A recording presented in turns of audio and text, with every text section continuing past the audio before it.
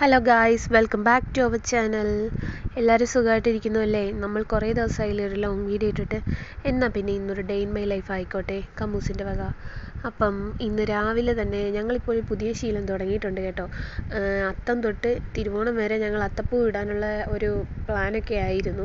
അപ്പം already start ചെയ്തിട്ടുണ്ട്. അത്തം ഇട്ടു, ചിത്തിര ഇട്ടു. ഇതൊരു ചിത്തിരയിലെ ദിവസത്തിൻ്റെ വീഡിയോ ആണ്. അപ്പോൾ രാവിലെ തന്നെ കുളിയൊക്കെ കഴിഞ്ഞ് മുണ്ടൊക്കെ ഉടുത്ത പപ്പാടെ കൂടെ പൂവൊക്കെ പറിക്കാൻ പോയി. അത് കഴിഞ്ഞിട്ട് പൂവൊക്കെ പറിച്ച് പൂവിടക്കൊക്കെ കണക്കാണ്, ഞാനാണ് ഏറ്റവും കൂടുതൽ ഇടുന്നത്.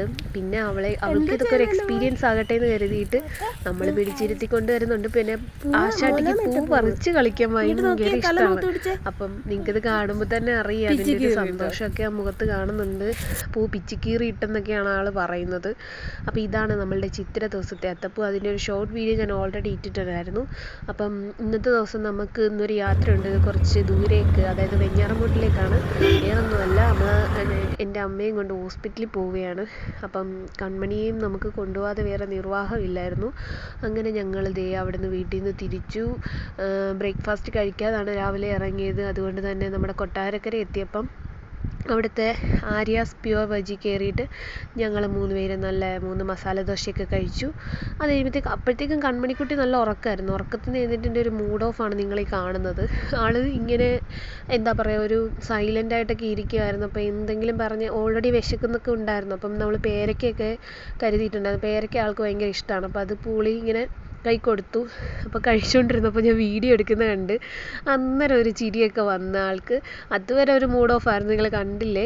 പക്ഷേ ഇപ്പം പിന്നെ അങ്ങ് ആക്റ്റീവായി. പിന്നെ അത് കഴിഞ്ഞപ്പോഴത്തേക്ക് സെൽഫി വീഡിയോ എടുക്കുന്നത് ഭയങ്കര ഇഷ്ടമാണ്. ആളുടെ മുഖം തന്നെ ഇങ്ങനെ കാണുന്നത്. എപ്പോഴും ഇപ്പം യൂട്യൂബിൽ വീഡിയോസ് കാണുമ്പോൾ പറയുന്നത് എന്താണെന്ന് വെച്ചാൽ, അമ്മേ കൺമണി വീഡിയോ ഇടുന്നാണ് പറയുന്നത്. അപ്പം പിന്നെ അങ്ങ് നാണവും സന്തോഷവും, ഞാൻ ഫോൺ കൈ കൊടുക്കാത്തതിൻ്റെ ബഹളവും അങ്ങനെ ഓരോന്നൊക്കെയായിരുന്നു. നമുക്ക് സ്വയം അത് വീഡിയോ ഒക്കെ എടുക്കണം.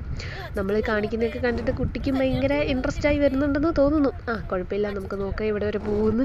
ഞങ്ങളിങ്ങനെ നല്ല വെയിലായിരുന്നു വന്നുകൊണ്ടിരുന്ന സമയത്ത് പെട്ടെന്ന് കിടക്കുന്നു ഭയങ്കരമായ മഴ. നല്ല ഒരു മഴ പെയ്ത് അങ്ങോട്ട് ഒരു ഇച്ചിരി ഫ്രണ്ടിലോട്ട് മാറിയപ്പോഴത്തേക്കും മഴയെല്ലാം തോന്നുന്നു. അവിടെ നിന്ന് മഴ പെയ്തിട്ടില്ല. ആ റോഡ് കാണുമ്പോൾ നിങ്ങൾക്ക് മനസ്സിലാവുമല്ലോ. എക്സാക്റ്റ് ലൊക്കേഷൻ എവിടെയാണെന്ന് ഞാൻ ഓർക്കുന്നില്ല. അങ്ങനെ നമ്മളിതേ ഹോസ്പിറ്റലിൻ്റെ അടുത്ത് എത്തിയിട്ടുണ്ട്.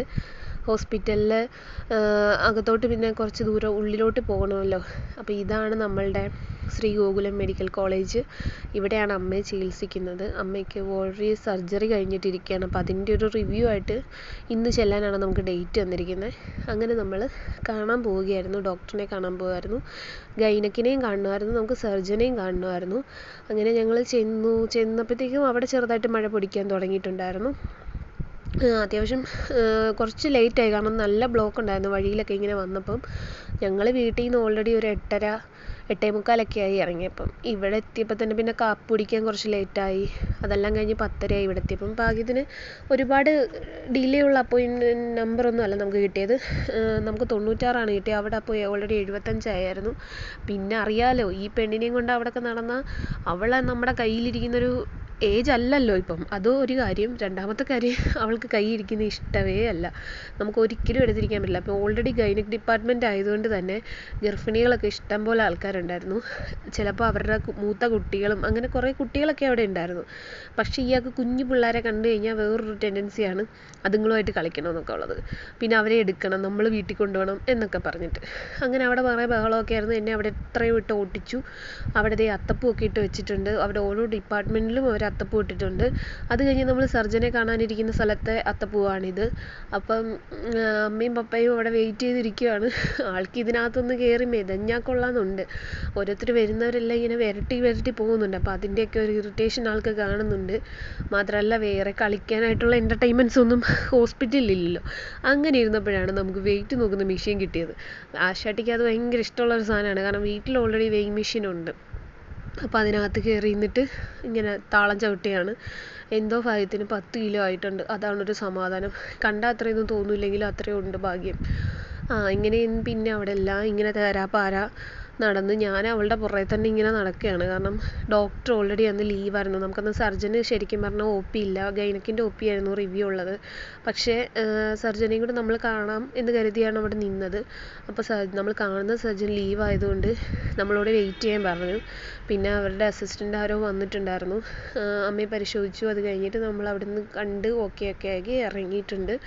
അവിടെ നിന്ന് ഇറങ്ങി വരുമ്പോൾ ലാബിൻ്റെ അപ്പുറത്തും പൂവിട്ട് വെച്ചിരിക്കുന്നു. കുഞ്ഞിന് അതും കണ്ടു ഇഷ്ടമായി. പിന്നെ ലാസ്റ്റ് താഴെ വന്നിട്ട് ഫാർമസിയിൽ നിന്ന് മെഡിസിനൊക്കെ മേടിക്കാനുണ്ടായിരുന്നു. അങ്ങനെ അവിടെ കുറേ നേരം അമ്മാമ്മയും മോളും കൂടെ ബഹളമായിരുന്നു. ഞാൻ അവിടുന്ന് മെഡിസിനൊക്കെ മേടിച്ച് നമ്മുടെ പേപ്പറൊക്കെ ലാസ്റ്റത്തെ ഫൈനലിലെല്ലാം മേടിച്ചിട്ട് ഇവർ അതിന് മുമ്പേ ഓൾറെഡി പോയി കാറിൽ ഇരിപ്പുണ്ടായിരുന്നു. ഞാനാ ലാസ്റ്റ് വന്നത്. അങ്ങനെ നമ്മൾ ഹോസ്പിറ്റലിൽ ടാറ്റ ബൈ ബൈ ഒക്കെ പറഞ്ഞു അവിടെ നിന്ന് ഇറങ്ങി. അപ്പോഴത്തേക്കും ഏകദേശം ഉച്ചയായി, ഒരു 1:30-1:45 അങ്ങനെ ഞങ്ങൾ ഫുഡ് കഴിക്കാൻ വേണ്ടിയിട്ട് അവിടെ നിന്ന് നേരെ വെട്ടടിച്ച് പോരുന്നു. നിലമേലെത്തി. നിലമേലുള്ളൊരു ഫിഷ് ലാൻഡ് റെസ്റ്റോറൻറ്റ് എന്ന് പറഞ്ഞിട്ടുള്ള ഒരു റെസ്റ്റോറൻറ്റ് ഉണ്ട്. ആക്ച്വലി ഇന്നാൾ ഞങ്ങൾ പോയപ്പം നേരത്തെ ഒരു വട്ടം ഈ ഹോസ്പിറ്റലിൽ പോകുന്ന സമയത്ത് ആക്സിഡൻ്റലി ഇവിടെ കയറിയതാണ്. അപ്പോൾ ആക്ച്വലി ഇവിടുത്തെ ഫുഡൊക്കെ ഞങ്ങൾക്ക് ഒത്തിരി ഇഷ്ടമായി. നല്ലൊരു ആംബിയൻസും ഒരുപാട് സീ ഫുഡ് ഐറ്റംസ് കിട്ടുന്ന ഒരു ഏരിയയാണ്. എല്ലാവരും ഇനി ഒരു MC റോഡ് വഴി കൊട്ടാരക്കര ട്രിവാൻഡ്രം പോകുന്നുണ്ടെങ്കിൽ മസ്റ്റായിട്ടും കയറി ഒന്ന് ട്രൈ ചെയ്ത് നോക്കണം കേട്ടോ. ഇവിടുത്തെ റെസിപ്പീസൊക്കെ അടിപൊളിയാണ്. ഞങ്ങൾ ഊണാണ് 3 പേരും പറഞ്ഞത്. പിന്നെ അഡീഷണലി കണവ വറുത്തതും അതുപോലെ തന്നെ അയില വറുത്തതും ഒക്കെ പറഞ്ഞു. പിന്നെ ഇവർക്ക് കൂടെ തന്നെ നമുക്ക് മീൻകറി, അത് ഈ ഊണിനകത്ത് തന്നെ ഉള്ളതാണ്, അതും കിട്ടും. കമ്മൂസ് അന്നേരവും ഉറക്കമായിരുന്നു. എവിടെ ഫുഡ് കഴിക്കാൻ കയറിയാലും കമ്മൂസ് ഉറക്കമാണ്. അത് കഴിഞ്ഞ് കമ്മൂസ് ഉണർന്നു കഴിഞ്ഞിട്ടാണ് അമ്മാമ്മയും മോളോട് അവിടുത്തെ ഫിഷ് ടാങ്കിലെ മീനെയൊക്കെ നോക്കി കളിച്ചിട്ട് നമ്മൾ അവിടുന്ന് തിരിച്ചു. ഇങ്ങനെയായാലും വീട്ടിലെത്തിയാൽ മതി എന്ന് പറഞ്ഞാണ്. നല്ല ക്ഷീണമായി ഫുഡൊക്കെ കഴിച്ച് കഴിഞ്ഞപ്പോഴത്തേക്ക്. അത് കഴിഞ്ഞ് നമ്മൾ വീട്ടിലെത്തി. അപ്പോൾ ഞങ്ങളുടെ വീഡിയോ ഇഷ്ടമായെങ്കിൽ ലൈക്ക് ചെയ്യുക, ഷെയർ ചെയ്യുക, സബ്സ്ക്രൈബ് ചെയ്യുക. Ta-ta bye bye, see you. Okay.